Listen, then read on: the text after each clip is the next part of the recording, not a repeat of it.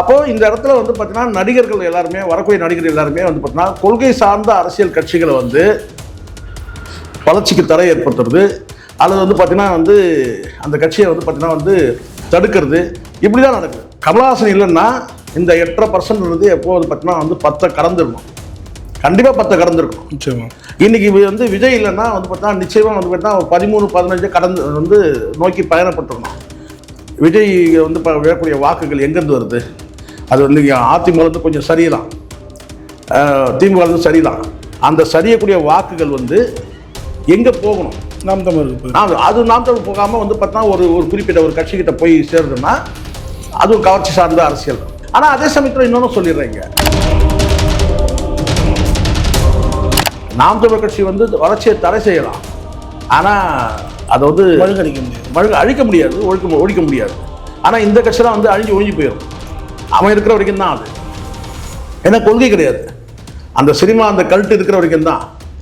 அந்த கல்ட்டு போயிடுச்சுன்னு வச்சுக்கோங்க, அந்த டெக்காரம் போயிடுச்சுன்னா, அந்த ஸ்டாருக்குள்ள அந்த பொலிவு போயிடுச்சுன்னா அது காலியாயிடும். அதை பற்றி நம்ம கவலை இல்லைங்க. அவன் ஸ்ட்ரக்சர் கிடையாதுங்க. அவனுக்கு என்ன 16 ஆண்டு கால உழைப்பா இருக்கு. அவன் நேற்று வந்தவன், அவன் போடுறான். அவனுக்கு என்ன முகம் இருக்குது? நம்ம வந்து குட்டீஸ் கிட்ட நம்ம வந்து மெசேஜை பாஸ் பண்ணிட்டோம், குட்டீஸ் வந்து ஓட்டு வாங்கினா இருப்பான். நம்ம அப்படி கிடையாது இல்லை. அறிவார்ந்த அரசியல் பண்ணக்கூடியவங்க வந்து பார்த்தீங்கன்னா நீங்கள் வந்து முட்டாள்களை கொண்டு வந்து சேர்க்கக்கூடாது. அப்போ அறிவார்ந்த அரசியல் பண்ணக்கூடிய தம்பிகள் எங்கே? சீமான் வந்து இதே வந்து பார்த்தீங்கன்னா உடல் வலிமையோட இருந்தார்னா அந்த நாம் தமிழர் கட்சியை வீழ்த்தவே முடியாது. சீமானே இல்லைனாலும் கூட நான் சொல்கிறேன், இந்த இடத்துல பதிவு பண்ணுறேன், சீமானே இல்லைனா கூட பார்த்தீங்கன்னா கொள்கை சார்ந்த அரசியல் இருக்கிறதுனால அந்த கட்சி நிற்கும். அப்போ புரியுதுங்களா? கொள்கை சார்ந்த அரசியல் இருக்கும்போது பார்த்தீங்கன்னா அண்ணா எப்படியோ, திராவிட இயக்கங்களுக்கு எப்படி அண்ணா எப்படி, பெரியார் எப்படியோ, நாம் தமிழர் கட்சிக்கு வந்து சீமான் அப்படி. நான் சொல்கிறேன், சீமான் வந்து இந்த முறை வந்து பார்த்தீங்கன்னா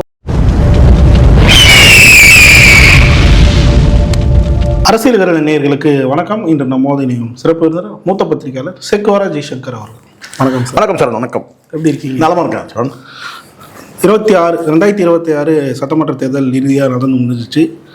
இப்போது சீமான் அவர்களிடம் 40,000 பூத் ஏஜென்ட்டுகள் அவங்களோட ரிப்போர்ட்டை வந்து கொடுத்துருக்காங்க. இதில் பாசிட்டிவான விஷயங்கள் தான் நிறைய பகிரப்பட்டிருக்கு அப்படின்ற ஒரு விஷயமும் வந்து சொல்லியிருக்காங்க. எப்படி பார்க்குறீங்க முதல்ல இந்த தேர்தலை? இல்லை, இந்த தேர்தல் நான் ஏற்கனவே சொன்னதில் வந்து நான் பின்வாங்கலை. என்னென்னா, இந்த நடிகர்கள்லாம் வந்தாலே வந்து யாருக்கு ஆபத்துனா அது வந்து கொள்கை சார்ந்த அரசியல் யார் பண்ணுறாங்களோ அவங்களுக்கு தான் பிரச்சனை.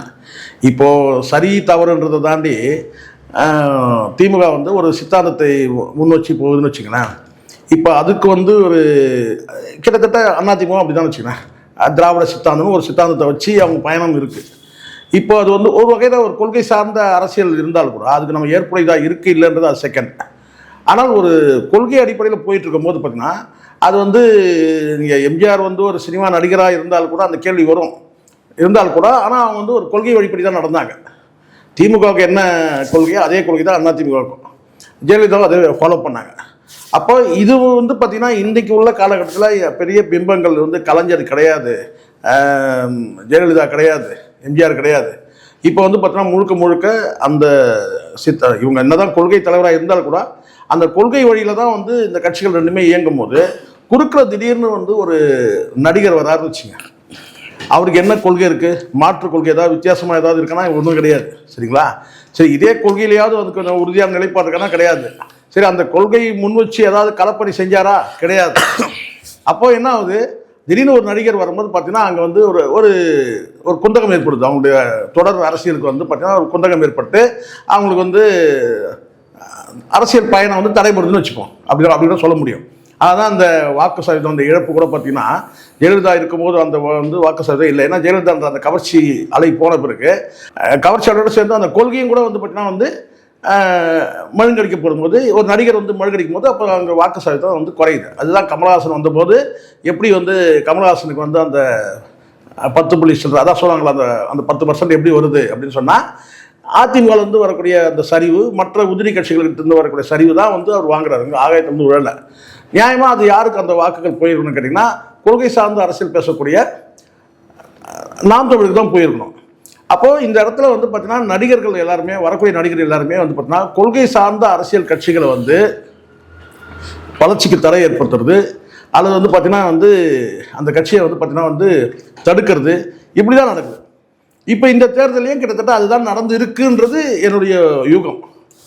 ஏன்னா கமலஹாசன் இல்லைன்னா இந்த 8.5% எப்போது பார்த்தீங்கன்னா வந்து 10 கடந்துருக்கணும், கண்டிப்பாக 10 கடந்திருக்கணும். நிச்சயமா இன்னைக்கு வந்து விஜய் இல்லைன்னா வந்து பார்த்தீங்கன்னா நிச்சயமாக வந்து பார்த்தீங்கன்னா ஒரு 13-15 கடந்து வந்து நோக்கி பயணப்பட்டிருக்கணும். இப்போ அது நடக்குமான்றது சந்தேகமாக இருக்குது. ஏன்னா விஜய் வந்து இப்போ விழக்கூடிய வாக்குகள் எங்கேருந்து வருது? அது வந்து அதிமுகலேருந்து கொஞ்சம் சரியலாம், திமுகலேருந்து சரியலாம்.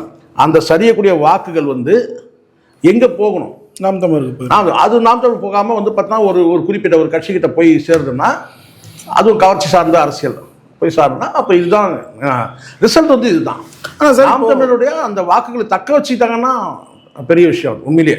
புரியுது. ஏன்னா தக்க வச்சுப்பாங்கன்ற நம்பிக்கை இருக்கு. அது வந்து ஆனால் அதே சமயத்தில் இன்னொன்று சொல்லிடுறேங்க, நாம் தமிழர் கட்சி வந்து வளர்ச்சியை தடை செய்யலாம், ஆனால் அதை வந்து அழிக்க முடியாது, ஒழிக்க முடியாது.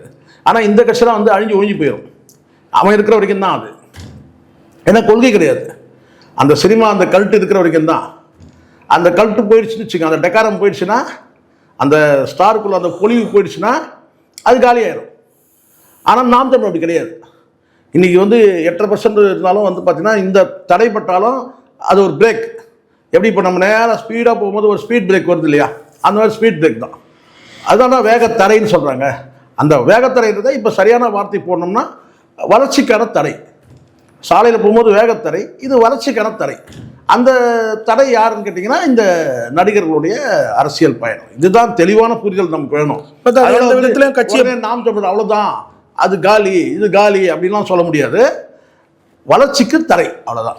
ஆனால் சார், இந்த திருச்சிக்கு தெற்கில் இருக்கக்கூடிய மற்ற பூத்தில், திருச்சி கீழே இருக்கக்கூடிய மாவட்டங்களில் நல்லாவே பர்ஃபார்மன்ஸ் பண்ணியிருக்காங்க அப்படின்ற ஒரு விஷயத்தை தான் சொல்கிறேன். இப்போ நான் சொல்கிறேன், தமிழ்நாடு முழுவதும் சொல்கிறத விட என்னென்னா 2021 பார்த்த அந்த காட்சி வந்து பார்த்திங்கன்னா, ஏன்னா சென்னை போன்ற பெருநகரங்கள்லேயே வந்து பார்த்திங்கன்னா உங்களுக்கு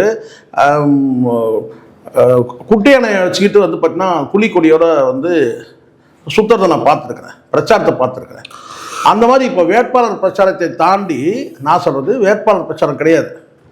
வேட்பாளர் பிரச்சாரத்தை தாண்டி வந்து பார்த்திங்கன்னா வந்து நாம் தமிழர் தம்பிகளே வந்து பார்த்திங்கன்னா ஆங்காங்கே வந்து பார்த்திங்கன்னா ஒரு பைக்கில் வந்து ஒரு 4 பேர் போகிறதோ அல்லது வந்து ஒரு குட்டியான வச்சு வந்து பார்த்திங்கன்னா ஒரு 10 பேர் வந்து பயணப்பட்டுன்னு வந்து பிரச்சாரம் பண்ணுறது நான் பார்த்துருக்குறேன். அதான் பூத்தில் வந்து உட்காரதே நான் பார்த்துருக்குறேன். வந்து 3ஆவதாக ஒரு டேபிள் போட்டு உட்காருவாங்க, ஒரு 5 பேர் உட்காந்து நான் பார்த்துருக்குறேன். ஆனால் இன்றைக்கி வந்து நான் சென்னையில் பரவலாக நான் பார்த்தபோது, இன்னும் சில மாவட்டங்களை நம்ம கேள்விப்படும் போது கூட வட மாவட்டங்களை கேள்விப்படும் போது பார்த்திங்கன்னா அந்த அளவுக்கு இல்லை. தென் மாவட்டங்களையும் நான் வந்து பார்த்திங்கன்னா வந்து இந்த பூத்தில் உட்கார்ற நபர்கள் வந்து இல்லை. 2 டேபிள் தான் இருக்குது. டிவி கேட்குறேன்னா டிவி கேட்க இல்லை. அப்போ நான் நினைக்கிறேன் ஒரு வேளை சோர்வாக இருக்கலாம். இல்லை பூத் ஏஜென்ட் அந்த மாதிரி உட்காரணுன்ற அவசியம் இருக்கான்ற ஒரு கேள்வி. இல்லை அவசியம் இருக்கா? இல்லை, நமக்கு வந்து ஒரு கட்டமைப்புன்னு ஒன்று இருந்ததுன்னா அங்கே இருக்கணும் தானே. ஒரு கட்சிக்கு வந்து கட்டமைப்பு இருக்குன்னா அந்த இடத்துல வந்து ஒரு 4 பேர் உட்காரணுன்றது தானே இல்லையா?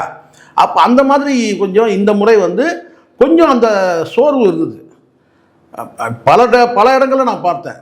ஒரு தொகுதியில் வந்து பார்த்தீங்கன்னா ஒரு 6-7 பூத் இருக்குன்னா அந்த 6-7 பூத்துக்குமே நான் பார்த்தேன் கேட்டினா அங்கே யாருமே வந்து 3ஆவதாக வந்து இல்லை. டிவிக்கும் இல்லை, என்டிக்கும் இல்லை. ஆமாம், டிவிக்கும் இல்லை. டிவிக்கே அதை பற்றி நமக்கு கவலை இல்லைங்க. அவன் ஸ்ட்ரக்சர் கிடையாதுங்க. அவனுக்கு என்ன 16 ஆண்டு கால உழைப்பாக இருக்குது. அவன் நேற்று வந்தவன், அவன் போடுறான். அவனுக்கு என்ன முகம் இருக்குது. நம்ம வந்து குட்டீஸ் கிட்ட நம்ம வந்து மெசேஜை பாஸ் பண்ணிட்டோம், குட்டீஸ் வந்து ஓட்டு வாங்கினா இருப்பான். நம்ம அப்படி கிடையாது. இல்லை, அறிவார்ந்த அரசியல் பண்ணக்கூடியவங்க வந்து பார்த்தீங்கன்னா நீங்கள் வந்து முட்டாள்களை கொண்டு வந்து சேர்க்கக்கூடாது. அப்போ அறிவார்ந்த அரசியல் பண்ணக்கூடிய தம்பிகள் எங்கே? அந்த இடத்துல வந்து நமக்கு வந்து பார்த்தீங்கன்னா அந்த கேள்வி இருந்தது. அது வந்து இது வந்து ஒரு நான் யூகம் பண்ணுறது என்னன்னு கேட்டிங்கன்னா, ஒரு தற்காலிக ஒரு சோர்வாக இருக்கலாம். மறுபடியும் ஒருத்தன் வந்துட்டான் இது அப்படின்ற இருக்கலாம். இப்போது நான் இன்னொன்று கூட சொல்கிறேன், விஜய் அரசியலுக்கு வரலன்னா கண்டிப்பாக வந்து சீமானுடைய பிரச்சாரமே வேறு லெவலில் இருந்திருக்கும். உண்மையாது.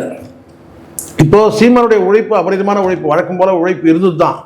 ஆனால் அந்த உற்சாகம்ன்றது வந்து பார்த்திங்கன்னா வந்து குன்றி போனதை நம்ம பார்த்தோம். சீமான் எப்போவுமே அந்த வார்த்தை சொல்கிறது கிடையாது. என்ன வார்த்தை என்னன்னு கேட்டிங்கன்னா, ஒன்று என்னை விஷம் வச்சு கொன்று, இல்லை எனக்கு ஓட்டை போடு அப்படின்னு ஒரு வார்த்தை சொன்னார்ல. இதெல்லாம் வந்து ஒரு வேதனையின் வெளிப்பாடு தானே, நிச்சயமா. விரக்தியின் வெளிப்பாடு இல்லை, இது ஒரு வேதனையின் வெளிப்பாடு. அப்போ அந்த இடத்துல களத்தில் அவங்களுக்கு நல்லா தெரியும். இப்போது அந்த சீமானாக இருந்தாலும் சரி, இல்லை வேறு யாராக இருந்தாலும், களஞ்சியமாக இருந்தாலும் யாராக இருந்தாலும், ஒரு தேர்ந்த அரசியல்வாதிகளுக்கு வந்து பார்த்திங்கன்னா இங்கே வந்து ஒரு நடிகனுக்குள்ள அந்த அலை வீசுது. அந்த அலை வந்து ஆழி பேரலையோ இல்லை பெரிய இந்த அலையெல்லாம் கிடையாது. ஒரு சுலகம் தெரியுமா, நீரோட்டம் மெல்ல ஓடிட்டு இருக்கும்போது ஒரு அலை வீசம் பாருங்க, அதுதான். அப்படி இருக்கும்போது அதை உணர முடியும்னு சொல்கிறேன் நான். அது வந்து களத்தில் இருக்கும்போது உணர முடியும். இப்போ நான் வந்து வாக்களிக்க போகும்போது உணர முடியுதுல்ல. இப்போ எங்கள் வீட்டில் ஒரு 6 ஓட்டு இருக்குன்னா அந்த 6 ஓட்டும் வந்து 2 இடத்துல ஓட்டு இருக்குது. எல்லாருக்கும் அவங்களுக்கு திருமணம் பண்ணதுனால அந்தந்த இடத்துல ஓட்டுகள் இருக்கும்போது அப்போ அங்கெல்லாம் நம்ம பயணிக்கும் போது நமக்கு தெரியுது இல்லை. அப்போது வந்து இந்த களம் எப்படி இருக்குது, இந்த களத்தில் எப்படி இருக்குது, அந்த களத்தில் எப்படி இருக்குன்னு சொல்லி நம்ம போய் பார்க்கும்போது அந்த இடத்துல வந்து பார்த்தீங்கன்னா வந்து ஒரு சோர்வு தெரியுதுன்ற நான் அது நல்லா பார்க்க முடியும் நம்மளால. புரியுது. ஆனால் இது அந்த வாக்கு வங்கியை இப்போது குறையதை தாண்டி இந்த வாக்கு வங்கியை தக்க வதிச்சாவே பெரிய விஷயம் அப்படின்னு சொல்லிட்டு பல பத்திரிகைகள் வந்து பேச. இல்லை, நானும் கூட அதுதான் நான் சொல்கிறேன். சீமானுடைய என்ன சொல்கிறேன், அந்த உண்மையிலேயே அந்த உழைப்புக்கும் சிந்தனை வேர்வைக்கும் ஒரு மதிப்பு இருக்குன்னா கண்டிப்பாக வந்து வாக்குகளை தக்க வச்சுப்பார். ஆனால் இந்த இடத்துல எனக்கு அதை குறையன்றதுலாம் நான் சொல்ல. ஆனால் இதில் ஒரே ஒரு கேள்வி சார், இதுக்கு காரணம் வந்து விஜய் அவர்களோட இம்பாக்ட்னு சொல்லாமல் இல்லை திரைக்கவர்ச்சினால மக்கள் திரைக்கவர்ச்சி தான். அவர் தான் பெரிய இம்பாக்ட் பிடிக்கிட்டார். இம்பாக்ட் அதெல்லாம் அரசியல் இம்பாக்ட் இல்லை, அதெல்லாம் கிடையாது. திரைக்கவர்ச்சி சார், திரைக்கவர்ச்சி. இவன் இல்லை சார், நாளைக்கு எவன் வந்தாலும் அதான் சார். நான் உண்மை நான் அன்னிலேருந்து சொல்லியிருக்கேன், இன்றைக்கும் சொல்கிறேன் சார். நான் வந்து சில பேர் என்கிட்ட தம்பி கூட ஆர்கியூமெண்ட் பண்ணாங்க. ஆனால் இல்லை நான் வந்து அப்படிலாம் இல்லை, நான் இந்த முறை வந்து எனக்கு தெரியும். நாங்கள் எம்ஜிஆர் காலத்துலேருந்து பார்த்துட்டு இருக்கிறோம்ல, எம்ஜிஆர் எப்படி டிஎம்கே காலி பண்ணார். அண்ணா தொடர் கட்சியை வந்து அண்ணா பேரை சொல்லி ஒருத்தர் கட்சி தொடங்கி காலி பண்ணுறாரு பார்த்துங்க நீங்கள். அண்ணா தொடர் கட்சி சார் திமுக, அண்ணா பேரில் கட்சி தொடங்கி காலி பண்ணாங்க. எப்படி சினிமா, இதை புரிஞ்சிக்கிறதுக்கு ஒரு இது வேணும் சார். அது சும்மா போகிற போக்கில் பேசுகிறேன். எம்ஜிஆர் பாருங்க, நான் பேசுறது வந்து உள்ளார்ந்து நான் பேசுகிறேன். அப்படி நான் சொல்கிறேன். என் வார்த்தைகள் வந்து பார்த்திங்கன்னா வந்து ஒரு ஜீவனம், என்கிட்ட இருந்து வரக்கூடிய வார்த்தைகள் எல்லாம் ஜீவனுள்ள வார்த்தைகள். நான் வந்து நாம் தமிழ் தம்பிகளை நான் ஏமாற்றணும்னு எனக்கு வந்து கட்டாயம் கிடையாது. இப்போ ஆகா ஓஹோன்னு பாராட்டணும், அப்போ இப்படி பேசுவோம். இது இப்போ நான் சொல்லுவேன் வீம்புக்குனால என்னன்னு கேட்டிங்கன்னா, நீங்கள் வேற வந்துங்க 20% வந்து நாம் தமிழர் கட்சி ஜெயிச்சு வந்து பார்த்தீங்கன்னா ஆட்சி அமைக்குது. பார்க்குறீங்களா நீங்கள்? ஒருத்தர் வந்து பாருங்கள் என்ன பேசுகிறீங்க நீங்கள். அது வந்து நீங்கள் வந்து அப்படிலாம் நீங்கள் வந்து நான் சொல்கிறேன். சீமான் வந்து இந்த முறை வந்து பார்த்தீங்கன்னா அவர் தான் சிஎம், 21% அடிக்கிறார் பாருங்க சொல்லி ஏமாற்றக்கூடாது. உண்மையை சொல்லணும்ல. கடல் கடந்து எங்கேயோ கண்காணா தேசத்துலேருந்து ஒருத்தர் வந்து எதிர்பார்க்குறான் சீமான் வந்து வெற்றி பெறுவார். நான் உள்ளபடி நான் சொல்கிறேன். நான் இப்போ அன்னைக்கு சொன்ன வார்த்தை சொன்னேன். மற்ற கேண்டிடேட் வந்து வெற்றி பெறுவாங்களா, எந்த தொகுதியில் டெபாசிட் வாங்குமா வாங்காதன்றதை பற்றிலாம் வந்து எனக்கு தெரியாது. ஆனால் காரைக்குடியில் சீமான் வந்து வெற்றி பெறுவார். அது கூட எப்படி சொல்கிறேன் நான், அங்கே களத்தில் இருக்கிற சூழல் குறித்து நான் சொல்கிறேன். களத்தில் என்ன சூழல், களத்தில் வந்து பார்த்தீங்கன்னா வந்து அங்கே கெமிஸ்ட்ரி ஒர்க் அவுட் ஆகலை. டிஎம்கேக்கும் காங்கிரஸுக்கும் இந்த சைடில் வந்து பார்த்தோன்னா அமமுகக்கும் அதிமுகக்கும் வந்து கெமிஸ்ட்ரி ஒர்க் அவுட் ஆகாது. அப்போ அங்கே வந்து இன்னொருத்தர் வந்து பார்த்தீங்கன்னா புதுசாக போய் நிற்கும் போது இந்த ஸ்பிளிட் ஆகும்போது சீமான் மீதான பிரச்சாரம் வந்து பார்த்தீங்கன்னா வீச்சு நம்பிக்கை அதில் சீமான் வந்து பார்த்தீங்கன்னா வந்து 50,000 வாக்குகள் கலந்தால் கூட வெற்றி. இதுதான் கணக்கு அடிப்படையில் தான் நான் சொன்னேன். புரியுது. அங்கே வந்து பார்த்தீங்கன்னா அப்போ நீங்கள் கேட்பீங்களே, அங்கே கூட தான் நடிகர் கட்சி இருக்குது. அந்த நடிகர் கட்சியால் அங்கே சீமானுக்கு வந்து பாதிப்பு இருக்காது. காரணம் கேட்டால் சீமானே வந்து பார்த்தீங்கன்னா வந்து ஒரு சிஎம் கேண்டிடேட்னே சொல்லலாம். ஒரு என்ன கேட்டால் ஒரு வந்து மக்களை வந்து ஈர்க்கக்கூடிய ஒரு தலைவர். அது இல்லாமல் சிஎம் கேண்டிடேட்ன்ற ஒரு கட்சியோட ஒருங்கிணைப்பு அந்த இதெல்லாம் இருக்குல்ல, அந்த கல்ட்டெல்லாம் இருக்குல்ல, கட்சியோட வந்து தலைமை ஒருங்கிணைப்பாளர் இந்த இதெல்லாம் இருக்குல்ல. ஸோ இதெல்லாம் வந்து இதுதான் நான் சொன்னேன். மற்றபடி கட்சியில் இருக்கும் இதெல்லாம் வந்து சில பேர் வந்து ஒன்றே ஒன்று சொல்கிறேன் சார், நம்ம உண்மையை பேசணும், நம்மளை நம்புகிறாங்க. அங்கே வந்து நமக்கு நிறைய பார்வையாளர் வந்து என்னை ஆகா ஓஹோன்னு பாராட்டணும், ஐயோ என்னை யாரையும் திட்டவே கூடாதுன்றதுக்காகலாம் நான் போய் சொல்லி ஏமாற்ற விரும்பல. அது நான் அப்படி களத்தில் இருக்க உண்மையை நான் சொல்லலைன்னா நான் சீமானுக்கும் துரோகம் நாம் தமிழர் கட்சிக்கும் துரோகம் பண்ணுற மாதிரி அது பொருள். அந்த துரோகத்தை நம்ம பண்ணக்கூடாது, இருக்கிற உண்மையை சொல்லிடணும். நான் சொல்கிறேன், இந்த 8% வந்து தாக்கு பிடிச்சி நின்றாலே நமக்கு வந்து அடுத்தது நம்ம பாய முடியும். அதில் அதை தான் சார் கேட்கலாம் வந்தால், இப்போது வாக்கு சதவீதம் ஏறுதோ இல்லை தக்க வைக்கிறாங்களோ அது மேட்ரு கிடையாது. 2031 வரும்போது இந்த வாக்கு நெகட்டிவாக சொல்கிறேன்னு கூட நினைக்கலாம். இந்த வாக்கு சதவீதத்தை தக்க வச்சா கூட நாம் தமிழர் கட்சி இதே வீரியத்தோட அடுத்த எலெக்ஷன் வந்து செயல்படும். ஆனால் தாவேக்கா 15, 20, 25, 30 கூட வாங்கியிருந்தா கூட வெற்றிக்கு பறிக்கணும்னா அவங்க அதில் தாக்குப்பிடி. இல்லை எனக்கு நீங்கள் சொல்கிறேன் பாருங்க, இப்போது தெளிவாக சொல்லிடுறேன் பாருங்க. இப்போ பல பேர் சொல்கிறாங்க என்னன்னு கேட்டிங்கன்னா வந்து தேர்தலில் வந்து வாக்குகள் அதிகமாக வந்து போலாயிருக்கு, அதனால் வந்து பார்த்தீங்கன்னா வந்து எதிர்கட்சி வந்து ஆளுங்கட்சி ஆயிரும், ஆண்ட கட்சி வந்து போயிடும் அப்படின்னு சொல்கிறாங்க. சில பேர் என்ன சொல்கிறாங்கன்னா, சார் இது ஆளுங்கட்சிக்கு சாதகம் சார், நிறைய ஓட் போகலான்னு சொல்கிறேன். நீங்கள் கடந்த கால அரசியல் வரலாறு எலெக்ஷன் பார்த்தீங்கன்னா இப்படியும் நடந்திருக்கு அப்படியும் நடந்திருக்கு. ஆண்ட கட்சி மீண்டும் ஆண்டு இருக்குது, எதிர்கட்சி வந்து ஆண்டு இருக்குது, நிறைய நடந்து இது மாதிரி வருஷத்து இப்படிலாம் வந்து சொல்லவே முடியாது. அதாவது பார்வை இல்லாதவன் வந்து ஏதோ யானையை தடவை பற்றி சொன்ன மாதிரிலாம் சொல்லக்கூடாது, அது கணக்கு கிடையாது. சரி, இங்கே வந்து வாக்கு வந்து அதிகமாக போலாயிருக்கா அப்படின்னு சொன்னால் கடந்த தேர்தலுக்கும் இந்த தேர்தலுக்கும் வந்து பார்த்தீங்கன்னா பெரிய வந்து இதெல்லாம் கிடையாது. 22 லட்சம் ஒவ்வொரு தேர்தலையும் அதுதான், அந்த 20 லட்சம்ன்றது வந்து ஒவ்வொரு தேர்தலையுமே இன்க்ரீஸ் ஆகி வந்திருக்கு. இதில் வந்து பார்த்தீங்கன்னா இந்த 20 லட்சம் வாக்குகள் எப்படின்னா இன்னைக்கு டேட்டுக்கு நீங்கள் பார்த்தீங்கன்னா அது வந்து இயற்கையாக நடந்ததா செயற்கையாக நடந்ததுன்றவங்க ஐடி கம்பெனிகள் நிறைய கம்பெனிகள் மூடி இருந்தாங்க. இந்த எஸ்ஐஆர்னால கொஞ்சம் அந்த அவேர்னஸ் கொஞ்சம் கிரியேட் ஆகிருந்தது நிலவரத்தினால தமிழ்நாடு திரும்ப இருந்தது உண்மை. அது தாண்டி வந்து பார்த்தீங்கன்னா வந்து கடைகள் டீ கடை கூட இல்லை சார். நீங்கள் வேறு ஒன்று நான் தான் எனக்கு தான் சார் தெரியும், இது எனக்கு தான் தெரியும். ஏன்னா வந்து ஒரு இடத்துக்கு நான் வந்து ஒவ்வொரு போலிங் பூத்துக்கும் போயிட்டு அங்கேயும் இங்கேயும் அலைஞ்சிட்டு ஏதாவது சாப்பிட கிடைக்குமான்னு பார்த்தா ஒரு டீ கடை கூட கிடையில, இது உண்மை.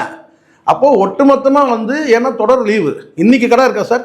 எலெக்ஷன் முடிஞ்சு 2 நாள் ஆச்சுல்ல, இல்லை பாருங்க இன்றைக்கும் கடைங்க மூடி இருக்கு பாருங்க. காரணம் என்னன்னா ஊருக்கு போகிற நபர்கள் எல்லாம் என்ன செஞ்சுட்டாங்கன்னா வெளியூர்ல வந்து புலம்பெயர்ந்து வந்து பணியாற்றக்கூடியவங்க, நான் சொல்றது சென்னையில் சொல்கிறேன், மப்சல்லையும் அதே கதை தான் இருக்கும். இப்போ தொடர் லீவுன்றதுனால என்ன செஞ்சாங்கன்னா சனிக்கிழமை வெள்ளிக்கிழமை லீவ் எடுத்துக்கலாம், சனி ஞாயிறு விட்டு மண்டே தான் வந்து ஆஸ் யூஷுவல் இயல்பு நிலை. அப்போ இது ஒரு காரணம், விடுப்பு எடுத்துக்கிட்டு புலம்பெயர்ந்து வந்து பார்த்தீங்கன்னா அந்த சொந்த ஊருக்கு போகிறணுன்ற அந்த காரணம் ஒன்று இருக்குது. என்ன எஸ்ஐஆர் ஒரு காரணம் இருக்குது, சரிங்களா? ஏற்கனவே வழக்கமாகவும் வந்து பார்த்தீங்கன்னா புதிய வாக்காளர் வரும்போது பார்த்தீங்கன்னா இன்க்ரீஸ் ஆக வேண்டிய வாய்ப்பு இருக்குது, டிக்ரீஸ் ஆகாது, இன்க்ரீஸ் தான் ஆகும். அப்போ இதெல்லாம் வச்சு ஒரு 20 லட்சம் ஓட்டுனா இதெல்லாம் என்னால் தான் வந்து வரலாறு காணாத போலிங். கடந்த காலத்துலேயும் இது மாதிரி போல் ஆகிருக்கு, இது வரலாறு காணாதெல்லாம் கிடையாது. மேற்கு வங்கத்தில் அது இப்போ 92% ஆகிருக்கு மேற்கு வங்கத்தில். அப்படி நீங்கள் சொல்லுவீங்களா இது வந்து என்னால் தான் நடந்து சொல்லிட்டு? இல்லை அங்கே ஏதாவது நடிகருக்கு யாராவது இருந்தாங்களா? அப்படி கிடையாது. எனக்கு இந்த எஸ்ஐஆர் கொண்டு வந்தோடனே ஓட்டு போடாதவெல்லாம் நம்ம வந்து ஓட்டு இருக்குதான்றதை முதல்ல செக் பண்ணிப்போம். அப்படி வந்துட்டான், இது வீட்டில் இருந்தோம் அத்தனை பேர் புத்துல இருந்து பாம்பு வர மாதிரி வந்துட்டான், புரியுதா? ஏன்னா இது நம்ம கன்ஃபார்ம் பண்ணிக்கணும். முதல்ல யார்கிட்ட போய் ஓட்டு இருக்குதான்னு கன்ஃபார்ம் பண்ணுது, ஓட்டு போட்டால் தான் தெரியும் நமக்கு. அங்கே போயிடுவோம்னு சொல்லிட்டு அங்கே போயிட்டான், இதான் உண்மை. யாராவது கடந்த முறை வந்து பார்த்தீங்கன்னா எனக்கு ஓட்டு இல்லை சொல்லி துரத்திட்டாங்கன்னு சொல்லி சொல்லுவாங்கல்ல சரண், இந்த முறை யாராவது வந்து சொன்னாங்க? அந்த மாதிரி சொன்னாங்க, ஒரு கட்சி சொன்னாங்க. இப்போ புரியுதுங்களா சொல்றது? இதுதான் அவனுங்க வந்து சொல்லுங்க. பரவலாக வந்து பார்த்தீங்கன்னா பொதுமக்கள் வந்து என்னங்க எனக்கு ஓட்டர் லிஸ்ட்டில் ஓட்டே இல்லைங்க அப்படின்னு எங்கேயாவது கதறினாங்களா, சத்தம் கட்டுச்சா? அந்த மாதிரி எதுவுமே நடக்கலை, எல்லாருக்கும் வந்து ஓட்டு இருந்து. அப்போது இதுதான் கருதுற விஜய் வந்து இப்போ எல்லாமே ஒன்று முடிவு பண்ணிட்டானுங்க, எது நடந்தாலும் நம்மளால தான் நடந்தது இது அப்படின்ற முடிவில் அவனுக்கு இருக்கிறானுங்க. அவங்க தனி உலகத்தில் வாழ ஆரம்பிச்சிட்டானுங்க. இது தாவேக்கால இருக்கிற வந்து தற்கொலைகள் எல்லாமே அவங்க ஒரு தனி உலகத்தில் வாழ ஆரம்பிச்சிட்டானுங்க, தனி கற்பனை உலகத்தில். அப்போ எது நடந்தாலும் இப்படி தான் சொல்கிறானுங்க. நான் சொல்கிறேன் சரண், இவங்க ஒரு சில தொகுதியில் வந்து இவங்க கட்சி தொடங்கினதே தெரியல, சொல்லட்டுமா அவங்களுக்கு? இவனுக்கு ஏதோ தமிழ்நாடு ஏதோ வந்து சின்ன அந்த நான் நினைக்கிறேன் அந்த தமிழ்நாடு வந்து பார்த்தீங்கன்னா அந்த மேப் இருக்கு இல்லையா, அதை மட்டும் வரைஞ்சி பார்த்துட்டு இங்கே போயிட்டோம் இங்கே போயிட்டோம் இங்கே போயிட்டோம் இங்கே போயிட்டோம் இங்கே போயிட்டோம் இங்கே போயிட்டோம் இங்கே போயிட்டோம் இங்கே போயிட்டோம் அந்த மேப் வச்சு பார்த்துன்னுக்குறானுங்க. ஒரு தொகுதி எவ்வளோ இன்டீரியர் இருக்குது தெரியுமா? ஒரு தொகுதியில் ஒரு கொத்தா ஒரு வீடு இருக்கும், ஒரு 300 வீடு இருக்கும். அது எங்கடா இருக்குன்னு கேட்டிங்கன்னா அதுக்கு ஒரு ஒத்தையடி பாதை போவோம், நம்ம கற்பனையே பண்ணி போக மாட்டோம். ஆக அது உள்ள ஒரு ஊர் இருக்குன்னா, ஒரு ஊரா 4 ஊர் இருக்குது அது உள்ள. அந்த 4 ஊர் உள்ளே போனீங்கன்னா பக்கத்து குடிசைகள் நிறைய இருக்கும். 300 வீடு இருக்கும் அங்கே முதல்ல ஒரு ஊர்லேயும் 2000-3000. இப்போ புரியுதுங்களா? இவன் வந்து நான் சென்றான் அந்த வந்து சிட்டியில் ஒரு டவுன் வரைக்கும் சுற்றிட்டு வந்துட்டான். ஆனால் தமிழ்நாடு எவ்வளோ பெருசு, ஒரு தொகுதி எவ்வளோ பெருசு இவனுக்கு தெரியல. கரூரே நான் சொல்கிறேன், கரூரில் நீ வேலுச்சாமிபுரத்தில் நின்று சீனை ஓட்டினல, அந்த கரூரில் வந்து பார்த்தீங்கன்னா வந்து உள்ள குக்கிராமம் எவ்வளோ இருக்குன்றது உங்களுக்கு தெரியுமா? தெரியாது. இப்போ நான் கூட வந்து பார்த்தீங்கன்னா இங்கே மதுராந்தகம் பக்கத்தில் ஒரு வில்லேஜை வந்து ஒருத்தரை தேடிக்கிட்டு போகிறேன். மதுராந்தகம் பக்கத்தில் ஒரு வில்லேஜில் ஒரு ஒரு அட்ரஸை தேடிட்டு போகிறேன். அப்போ நான் போயிட்டு நான் சென்ட்டேன், திருப்பி ரிட்டர்ன் வந்துட்டேன். இது அந்த கருங்குடி வரைக்கும் போயிட்டு ரிட்டர்ன் வந்துட்டேன். நான் சொன்னேன், சார் இந்த ஊர் இங்கே இருக்குதான்னு கேட்டேன். ஆமாம் சார், நீங்கள் இப்படி வந்துட்டீங்கன்னா இன்னொரு 3 கிலோமீட்டர் உள்ளே போகணும் சார். நீங்கள் ஏங்க இதுவே காடு மாதிரி இருக்குது இதுன்னா, ஆமாம் சார் இங்கே உள்ளே போகணும் சார், ஒரு 2-3 கிலோமீட்டர் போய் பாருங்கள். என்ன நீங்கள் அப்படி சொல்லிட்டீங்க? உள்ளே போனால் அதுக்கு உள்ளே போனால் அவ்வளோ பச்சை பசங்க அவ்வளோ பிரமாதமாக இருக்குது. கிட்டத்தட்ட ஒரு 150-200 வீடுக்கு மேலே இருக்குது. இது மாதிரி தமிழ்நாடு முழுவதும் எங்கே எவ்வளோ இருக்கும்? இவர் நேராக போனார், வந்து ஒரு சிட்டியில் டவுனில் நின்றுட்டு வந்துட்டு நம்ம வந்து 234 தொகுதியில் நம்ம தமிழ்நாடு எவ்வளோ பெருசுன்னு தெரியல. ராமதாஸ் வந்து ஒரு வார்த்தை சொன்னார், அது உண்மையோ பொய்யோ, 96,000 கிராமங்களுக்கு என் கால் வந்து போயிருக்கின்றார். எது 96,000 கிராமங்களுக்கு என் கால் போயிருக்குங்கிறார். இவர் 96 தொகுதி கூட போகல. நீங்கள் சொல்லுங்க. அதனால் எனக்கு நான் சொல்கிறேன் பாருங்க, இவன் வந்து ஒரு கற்பனை உலகத்தில் இருக்கிறான்.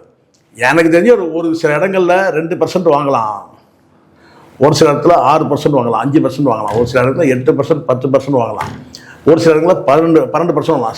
சென்னை சிட்டிலலாம் வந்து பார்த்தீங்கன்னா 20% வரைக்கும் கூட வாங்கலாம். செகண்ட் பிளேஸுக்கே வரக்கூடிய வாய்ப்புலாம் இருக்குது. ஆனால் ஓவரால் நீங்கள் பார்த்தீங்கன்னா 13லேருந்து 15 ரீச் ஆனால் பெரிய விஷயம். சீட் கன்வர்ஷனாக நடக்காது. சீட் கன்வர்ஷன் நடக்காது. எப்படி நடக்கும்? அதுக்கு நீங்கள் வந்து 20% கடந்து போகணும். 25% ஆனால் தான் சீட்டு கன்வர்ஷன்றத. நீங்கள் 15% வரைக்கும் நான் வந்து சீட்டு கன்வர்ஷன் எப்படி சொல்ல முடியும்? நீங்கள் வேணா இப்படி சொல்லுங்கள், சீட்டு கன்வர்ஷன் ஆகிறதுக்கு நான் இது வந்து பயன்பட்டுருக்கிறேன். அவர் யாராவது தெரியுமா சீட்டு கன்வர்ஷன் ஆச்சு? என்னால் தான் ஆச்சு. இவர் யாரால ஆச்சு தெரியுமா? என்னால் தான் ஆச்சு. அப்போது ஒரு கிங் மேக்கரையும் வந்து பார்த்தீங்கன்னா வந்து ஒரு ஆப்போசிஷன் லீடரையும் நீங்கள் உருவாக்குற இடத்துல இருக்கிறீங்க, அவ்வளோதான். இதுக்கு பருத்தி மூட குடோன்லேயே இருந்திருக்கலாம். வரலினாலும் அதான் நடந்திருக்கும். ஏன் சொல்லுங்க? நீ வரலனாலும் அதான்டா நடந்திருக்கும். எது நீ வந்து மட்டும் என்ன கிழிச்சு இப்போ இல்லையா? ஸோ அதனால இருக்க சரி இதை சொல்லலாம் நீங்கள். இல்லை நான் இந்த தடவை 15% வாங்கிட்டேன், அடுத்த முறை பாருங்கள் 31 பாருங்கள் ஆட்சி அமைக்கிறேன் சொல்லலாம். கரெக்ட் இது. ஆனால் அந்த 5 வருஷத்துக்குள்ளே என்னென்னலாம் நடக்கும் தெரியுமா? இது இந்த 5 வருஷத்தில் நீ கற்பனை பண்ணாதான் நடந்துச்சா? இந்த ஒரு வருஷத்தில் நீ கற்பனையே பண்ணி பார்க்காதெல்லாம் நடந்துதா? கரூர் சம்பவமாக இருக்கட்டும், இல்லை எத்தனை வந்து திரிஷாவோட கல்யாணத்துக்கு போன சம்பவம் உட்பட எத்தனை விஷயம் நடந்தது. விவாகரத்து வழக்கு நடக்குது. இதெல்லாம் நீ பிளான் பண்ணல. அப்போது இதுதான் நீ வந்து அந்த அடுத்த 5 வருஷத்துக்கு என்னெல்லாம் நடக்குன்னு சொல்ல முடியாது. அதெல்லாம் தாக்கு பிடிக்கணும்னா ஜெயலலிதா மாதிரி இருக்கணும். அதுக்கு வாய்ப்பு இருக்கா? அது வாய்ப்பே இல்லை. ஜெயலலிதா வந்து பார்த்தீங்கன்னா 24 மணி நேரம் வந்து ஆக்சஸ் பண்ண முடியும்னு சொல்லுவாங்க. திரும்பி ஒரு பெண் தலைவர் அவங்க 24 மணி நேரம் டைரக்ட் ஆர் இன்டைரக்ட் ஆக்சஸ் பண்ண முடியும். கலைஞர் வந்து டைரக்டாக பண்ண முடியும். இது டைரக்டாக வந்து 24 மணி நேரம் ஆக்சஸ் பண்ண முடியும். ஜெயலலிதா வந்து பார்த்தீங்கன்னா டைரக்ட் அண்ட் இன்டைரக்டாக 24 மணி நேரம் ஆக்சஸ் பண்ண முடியும். அதுக்கான வந்து ஒரு செட்டப்பில் இருந்தாங்க அவங்க. ஆனால் உன்னை வந்து பார்த்தீங்கன்னா உங்கள் அப்பா இல்லை, உன் பொண்டாட்டி இல்லை, யாராக இருந்தாலும் சரி, இது ஏன் நீ வந்து இப்போ கற்பு கரசியோடு இருக்கிற பாருங்க, அந்த கற்பு கரசி உட்பட உன்னை வந்து 24 மணி நேரம் ஆக்சஸ் பண்ண முடியாது. ஒரு 12 மணி நேரம் நீ வந்து ஆஃப் ஆயிடுவேன், ஆஃப் மோடுக்கு போயிடுவேன். நீ இருக்கிறியா இல்லையான்றதே உனக்கே தெரியாது. முதல்ல நீ எங்கே இருக்கிறன்றது உனக்கே தெரியாது. அப்படி இருக்கும்போது எப்படி இந்த 5 வருஷத்துல நீ தாக்கு பிடிக்க முடியுமா உன்னால்? அதில் சார் ஸோ இன்னைக்கு உன்னை வந்து காலி பண்ணிட்டாங்கன்னா அதுக்கப்புறம் உன் கல்ட்டை இறக்கி கொண்டு வந்துடுவாங்க. ஒரு பெரிய விஷயம் கிடையாது. ஆனால் அந்த இடத்துல நாம் தமிழ் கட்சி தாக்கு பிடிக்கணும். எப்படி அந்த இடத்துல நாம் தமிழ் கட்சி தாக்கு? கண்டிப்பாக சீமான் அப்படிலாம் நீ எளிதாக சீமான் வந்து இதே வந்து பார்த்தா உடல் வலிமையோட இருந்தார்னா அந்த நாம் தமிழர் கட்சியை வீழ்த்தவே முடியாது. சீமானே இல்லைனால் கூட நான் சொல்கிறேன், இந்த இடத்துல பதிவு பண்ணுறேன், சீமானே இல்லைனா கூட பார்த்தீங்கன்னா கொள்கை சார்ந்த அரசியல் இருக்கிறதுனால அந்த கட்சி நிற்கும். சீமானே இல்லைனால் கூட பார்த்தீங்கன்னா வந்து இவர் அங்கே அண்ணா இல்லை இருக்கு, கட்சி இல்லை இருக்கு, அண்ணாவே இல்லைங்க, கட்சி இருக்கா? எவ்வளோதான் கஷ்டப்பட்டாலும் கூட வந்து பார்த்தீங்கன்னா ஆளால் கஷ்டப்பட்டாலும் கூட பார்த்தீங்கன்னா அதிமுக வந்து பார்த்தீங்கன்னா வெள்ளை ஐஸ் கட்டி மாதிரி தான் அங்கே கரையுது. இது ரொம்ப தூளாக உடைச்சி போட்டிங்கன்னா வந்து கரைஞ்சிடும். அது உடைக்கவும் முடியல. இது அதிமுக வெள்ள மெதுவாக கரையுது. இன்னொரு 10 வருஷத்துக்கு வந்து அது கரைஞ்சி முடியறதுக்கு 10 வருஷம் ஆகும். அப்போ புரியுதுங்களா? கொள்கை சார்ந்த அரசியல் இருக்கும்போது பார்த்தீங்கன்னா அண்ணா எப்படியோ திராவிட இயக்கங்களுக்கு எப்படி, அண்ணா எப்படி, பெரியார் எப்படியோ, நாம் தமிழர் கட்சிக்கு வந்து சீமான் அப்படி. இந்த இந்த புரிதல் வேணும் முதல்ல. இவர் காலி ஆகிட்டாருன்னா அவ்வளோதான் போயிடும் அப்படிலாம் கிடையாது. இது வந்து ஒரு ஜனநாயக இயக்க அரசியல். இதே வந்து பார்த்தீங்கன்னா வந்து ஒரு என்ன சொல்கிறது வந்து ஒரு போராளி குழுக்களாக இருந்தால் கூட பார்த்தீங்கன்னா அந்த போராளி தலைவன் இறந்துட்டாருன்னா அப்புறம் காணாமல் போயிடும். புரிய சொல்கிறது, அந்த எண்ணங்கள் மட்டும்தான் இருக்குமே தவிர அந்த சிந்தனைகள் மட்டுமே இருக்க தவிர பார்த்தீங்கன்னா இயக்கம் வந்து வலிமையாக இருக்காது. ஆனால் கொள்கை சார்ந்த அரசியல் வந்து பார்த்தீங்கன்னா ஒரு ஜனநாயக அரசியலில் வந்து பார்த்தீங்கன்னா அந்த இயக்கம் வந்து பார்த்தீங்கன்னா வந்து தலைவரில் கூட அந்த இயக்கம் இருக்கும். புரியுது. அது தெளிவாக புரிஞ்சுக்கணும். அதனால் வந்து இதில் சீமானை தோக்கடிச்சிட்டா வந்து நாம் தமிழர் தோக்கடிச்சிட்டா அவ்வளோதான் போயிடலாம் கிடையாது. அந்த உயிரோட்டமாக இருக்கும், கட்சி உயிரோட்டமாக இருக்கும். ஏன்னா அந்த வெற்றின்ற இலக்கை தாண்டி கடந்து போகும்போது லேட்டாகும், தாமதமாகும். இப்போ நீங்கள் வரலாறுல படிப்பீங்க, சில மன்னர்கள்லாம் வந்து பார்த்தீங்கன்னா அலெக்சாண்டர் எடுத்துங்க, நெப்போலியன் எடுத்துங்க, இவனுங்கெல்லாம் வந்து உலகத்தையே ஆண்டவனுங்க. உலகத்தையே ஆண்டவனுங்க. இதெல்லாம் எப்படி வந்து ஒரு நாள் நடக்கிற விஷயமா? அது பல ஆண்டுகள போர், வாழ்நாள் முழுவதும் போராடி ஒரு கட்டத்தில் வந்து பார்த்தீங்கன்னா வந்து ஒன்று எதிரிகிட்ட வந்து சிக்கிடுவானுங்க, அல்லது வந்து நோய்வாய்ப்பட்டு செத்துருவானுங்க, ஒன்று மென்டலாகி செத்துருவானுங்க, இல்லைன்னா வேற எதாவது சிக்கு வந்து செத்துருவானுங்க. ஆனால் அவங்களுடைய இலக்கு வந்து பாருங்க, இது வாழ்நாள் முழுதும் அவங்க இலக்கே வந்து பார்த்தீங்கன்னா ஒரு பிரதேசமாக பிடிச்சிக்கிட்டே போய் உலகத்தையே வெற்றி கொள்ளணுன்ற எண்ணம் உள்ள அத்தனை பேரும் இதுதான் நிலைமை. கடைசியில் என்ன கேட்டால் சீக்கு வந்து செத்து போயிடும். ஆனால் சீக்கு வந்து செத்தாலும் அந்த என்ன சொல்ல அந்த பேர் அந்த நேம் நிற்குது இல்லை, அந்த பிராண்ட் நிற்குது இல்லை. அலெக்சாண்டர்னா யார்? இன்றைக்கும் வரலாறுல மாவீரர்கள் எடுத்தால் யார் நிற்கிறாங்க? மாவீரன் நெப்போலியன், மாவீரன் அலெக்சாண்டர். மாவீரன் அப்படின்ற அந்த வார்த்தை எப்படி நிற்குது? காரணம் வாழ்நாள் முழுவதும் வந்து பார்த்தீங்கன்னா போராட்டம், யுத்தம். அந்த வகையில் சீமானை நம்ம அப்படி வச்சு தான் பார்க்கணும். பல்லர் கேள்விக்கு தெளிவாக நேரத்துக்கு நன்றி.